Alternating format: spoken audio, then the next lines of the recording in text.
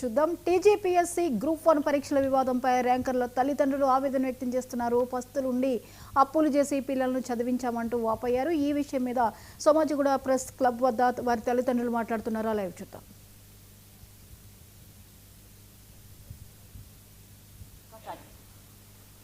అంతేగాని 3 కోట్లు ఇచ్చారు 3 కోట్లు ఇచ్చారంటే 3 కోట్లు ఇచ్చుకునే స్తోమతే ఉంటే పిల్లల్ని చదివించడం ఎందుకండి? ఇంకా వాళ్ళు పక్కన వాళ్ళు వీళ్ళు అందరూ కూడా అంటున్నారు, మీ అబ్బాయికి ర్యాంక్ వచ్చింది, నువ్వు ఇంకా గెలిచావు అని. ఆ మాట వినే లోపలే ఇవన్నీ జరుగుతున్నాయి.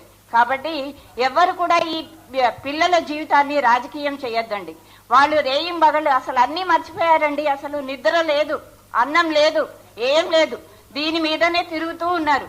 కాబట్టి నేను ప్రభుత్వానికి విన్నపం చేసుకునేది ఏంటంటే, పిల్లల జీవితాన్ని రాజకీయం చెయ్యొద్దు, వాళ్ళకి న్యాయం చేయండి. వాళ్ళని ఎలాగైనా కూడా ఇప్పుడు న్యాయం జరిగితేనే కదండి రేపొద్దున వచ్చే పిల్లలకి న్యాయం అనేది తెలుస్తుంది. న్యాయం లేకపోతే ఇంకా రేపొద్దున వచ్చే పిల్లలు కూడా అన్యాయానికి గురవుతారు. అందరినీ అన్యాయానికి గురి చేయొద్దు. దయచేసి అందరికీ మీరు న్యాయం చేసి వాళ్ళ జీవితానికి ఒక బాట చూపించండి.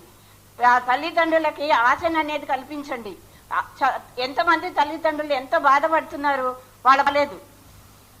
10 మందికి వస్తే 10 మంది చదువుకుంటే ఒక్కళ్ళకే ర్యాంక్ వస్తుంది. అలా అంటే 10 మంది మంచి వాళ్ళు కాదని కాదు, వాళ్ళు మళ్ళీ రాసుకొని మళ్ళీ ప్రయోజకులు అవ్వచ్చు. అంతేగాని వచ్చిన వాళ్ళ మీద రాళ్లు వేయకండి, వాళ్ళకి న్యాయం చేకూర్చండి. దయచేసి ప్రభుత్వాన్ని కోరేది ఏంటంటే, పిల్లల జీవితాన్ని రాజకీయం చెయ్యొద్దు, అంతే. అందరికీ నమస్కారం అండి. మా బాబు బీటెక్ కంప్లీట్ అయినప్పటి నుంచి వాడు ఏంటంటే యూపీఎస్సీకి ప్రిపేర్ అయ్యాడు. కొన్ని సంఘటన వల్ల ఎగ్జామ్ రాయలేకపోయాడు. తర్వాత గ్రూప్ 1 నోటిఫికేషన్ పడ్డప్పుడు మేము గ్రూప్ 1 ఫస్ట్ అపియర్ అని చెప్పినప్పుడు వాడు యూపీఎస్సీకే ప్రిపేర్ అవుతాను మమ్మీ అని చెప్పాడు. కానీ బట్ స్టిల్ మేమేంటంటే ఫస్ట్ ఇది రాస్తే బాగుంటుండు అని అనుకున్నాము. సో రాశాడు, కష్టపడి రిజల్ట్ సాధించాడు. ఈ కష్టాన్ని వట్టిగానే రాలేదండి. ఈ ఫలితము వాడు రాత్రింబగలు రోజుకు 4 గోడల మధ్యలో కూర్చొని ఎంతో కష్టపడి ర్యాంక్ సాధించాడు. ఈ జర్నీలో వాళ్ళ నాన్నని కూడా అతను కోల్పోయాడు. అయినా కూడా ఎప్పటికీ వెనుకంజ వేయలేడు. నేను నాన్నకలను ఎలాగైనా తీరుస్తాను మమ్మీ అని చెప్పి కష్టపడి ర్యాంక్ సాధించాడు. అండ్ అప్పుడు మేము చాలా హ్యాపీగా ఫీల్ అయ్యాము. వాడు ఏంటంటే అన్ని మెడికల్ ఎగ్జామినేషన్ చేశారు, సర్టిఫికేట్ వెరిఫికేషన్ చేశారు.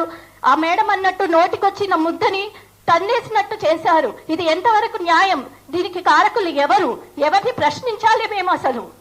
రైట్, కష్టపడి సంపాదించిన ర్యాంక్ హోల్డర్స్ దా తప్పు, లేదంటే ఈ సమాజాన్ని నమ్ముకున్న మాదా, లేక ఎవరు బాధ్యులు దీనికి ర్యాంకు రాని పిల్లల్ని అడ్డంగా పెట్టుకొని ఎందరో రాజకీయ నేతలు ర్యాంక్ వచ్చిన పిల్లల్ని తొక్కేయాలని చూస్తున్నారు.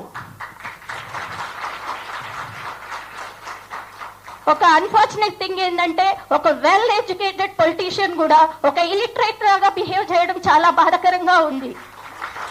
వాళ్ళకు పిల్లలు ఉన్నారు, వాళ్ళకు తెలుసు పిల్లల వాల్యూ ఏంటి అనేది.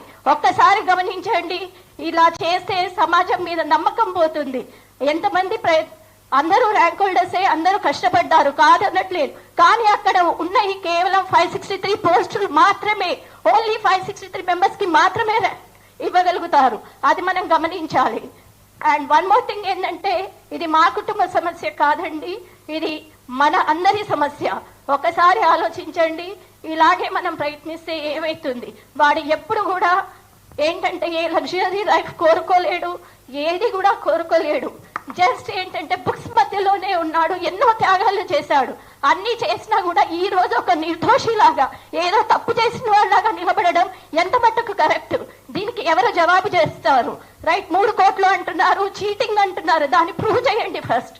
మేము ప్రూవ్ చేస్తాము వాళ్ళు కష్టపడ్డారు, ర్యాంక్ సాధించారని. వాళ్ళు రాసిన మెటీరియల్ మా దగ్గర ఉంది, వాళ్ళు ప్రిపేర్ చేసిన ప్రతి మెటీరియల్ ఉంది. రైట్, మీరు ఒకరిని ప్రశ్నించే ముందు మీరు ఎంత మట్టుకు కరెక్ట్ అనేది మీరు చూసుకోండి ప్లీజ్. నేను దయచేసి కోరేది ఒకటే, ఇక్కడ పిల్లల్ని తప్పు పట్టకండి. కష్టపడిన పిల్లలకి ఉద్యోగం ఇవ్వండి. దానివల్ల ఏంటంటే మళ్ళీ కొత్త నోటిఫికేషన్స్ వస్తాయి. సో వాళ్ళకు మళ్ళీ ర్యాంక్ వస్తుంది. నేను ఏదైనా తప్పుగా మాట్లాడితే క్షమించండి. బికాస్ ఇవన్నీ మాకు కొత్త, ఇవేమి మాకు అలవాటు ఉన్నాయి కాదు, పొలిటీషియన్స్ మీ కాదు, ఏది కాదు, ఒక సామాన్య ప్రజలం మేము. Thank you.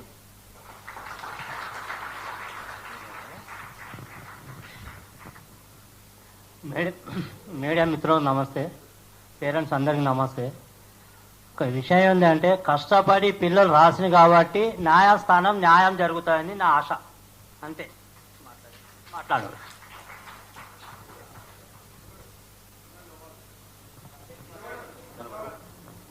అందరికీ నమస్కారం అండి. నా పేరు ఆనంద్ కుమార్. మా బాబుకు ర్యాంక్ వచ్చింది, మెడికల్ అయిపోయింది.